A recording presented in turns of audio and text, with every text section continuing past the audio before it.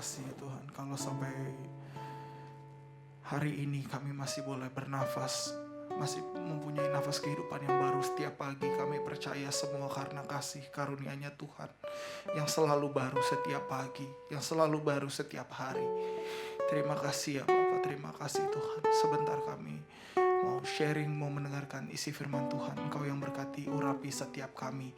Biarlah firman itu boleh kami dengar, bahkan boleh bertumbuh dan bisa kami lakukan di kehidupan kami.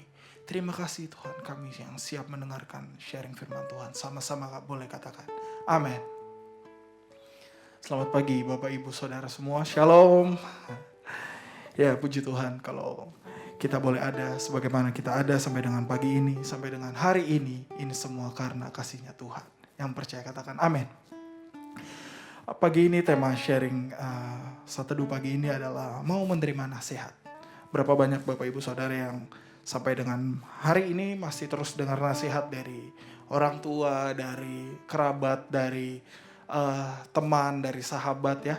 Masih ada ya semuanya pasti ya.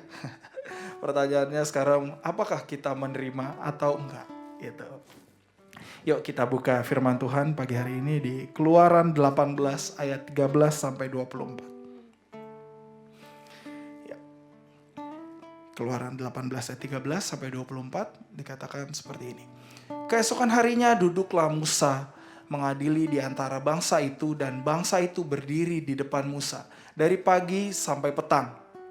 Ayat 14, ketika mertua Musa melihat segala yang dilakukannya kepada bangsa itu, berkatalah ia, apakah ini yang kau lakukan kepada bangsa itu? Mengapa engkau seorang diri saja yang duduk, sedang seluruh bangsa itu berdiri di depanmu dari pagi sampai petang? Ayat 15. Kata Musa kepada mertuanya itu, sebab bangsa ini datang kepadaku untuk menanyakan petunjuk Allah. Ayat 16. Apabila ada perkara di antara mereka, maka mereka datang kepadaku dan aku mengadili antara yang seorang dan yang lain. Lagi pula aku memberitahukan kepada mereka ketetapan-ketetapan dan keputusan-keputusan Allah. Tetapi mertua Musa menjawabnya, tidak baik seperti yang kau lakukan itu. Engkau akan menjadi sangat lelah, baik engkau baik bangsa yang beserta engkau ini. Sebab pekerjaan ini terlalu berat bagimu, takkan sanggup engkau melakukannya seorang diri saja. Jadi sekarang dengarkanlah perkataanku, aku akan memberi nasihat kepadamu dan Allah akan menyertai engkau. Adapun engkau wakililah bangsa ini di hadapan Allah dan kau hadapkanlah perkara-perkara mereka kepada Allah. Kemudian haruslah engkau mengajarkan kepada mereka ketetapan-ketetapan dan keputusan-keputusan dan memberitahukan kepada mereka jalan yang harus dijalani dan pekerjaan yang harus dilakukan.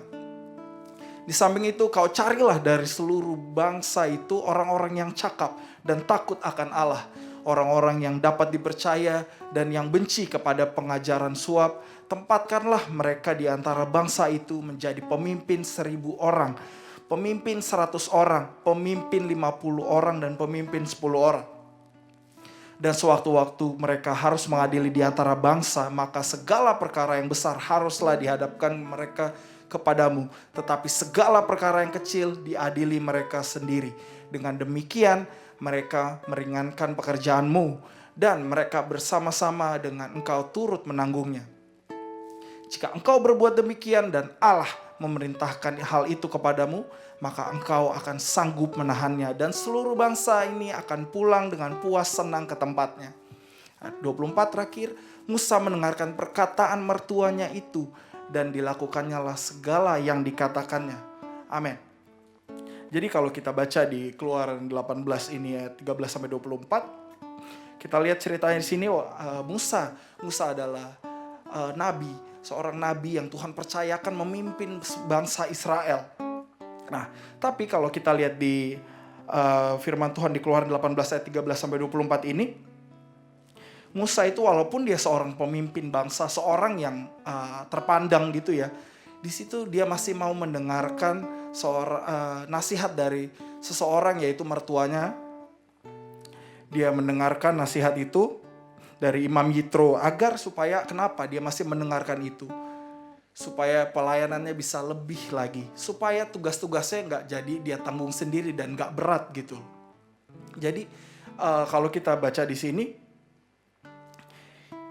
dia mendengarkan Imam Yitro agar pelayanan itu jauh lebih efektif gitu loh. Jadi dia bisa melakukan pekerjaan-pekerjaan yang lain gitu loh. Nah, apakah kita juga bersikap yang sama gitu? Jika kita sudah memiliki posisi, apakah kita masih mau mendengarkan orang lain atau enggak? Jadi jangan sampai walaupun kita sudah terpandang, jangan sampai kita itu menghilangkan ajaran Tuhan soal rendah hati gitu ya. Apakah kita walaupun kita sudah terpandang, udah dilihat orang, apakah kita masih mau mendengarkan nasihat orang atau enggak? Itu teman-teman. Bisa jadi Tuhan mengirimkan seseorang, Tuhan mengirimkan siapa aja, banyak media yang Tuhan bisa lakukan untuk supaya bisa memberitahukan nama kita gitu. Banyak yang media yang Tuhan bisa pakai gitu loh. Untuk memberitakan Injil gitu loh. Untuk bisa memberitahukan sama kita nasihat-nasihat kepada kita gitu loh. Nah, di sini kita belajar bahwa kita itu harus meresponi gitu.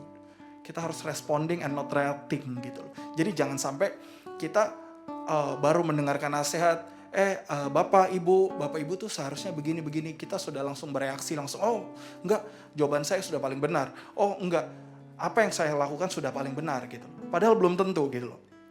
Kita harus belajar untuk responding and not reacting. Dalam hal ini kita mendengarkan atau meresponi nasihat orang lain.